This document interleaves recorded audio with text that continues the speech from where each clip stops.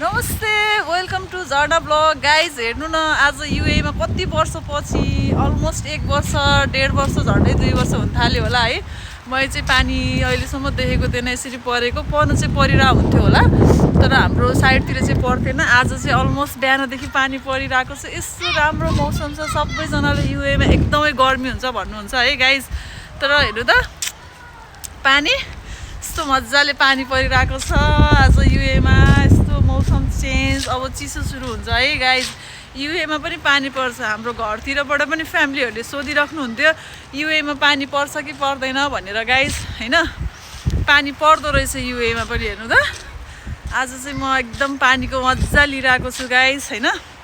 म चाहिँ आज अलि ड्युटीबाट छिटो निस्केर घर आएको। पानी परिरहेको छ स्टिल गाइज। हेर्नु न, यस्तो मजा पानीमा। युएमा पनि यस्तो पानी पर्ने ठाउँ रहेछ है। हाम्रो आबुधाबीको सामामा चाहिँ आज गाइज हेर्नु यसरी पानी परिरहेको छ।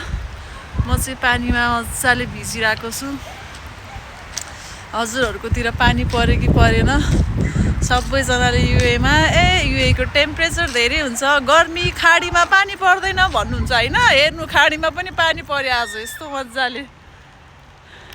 इन्जोय गर्नु गाइज पानीको।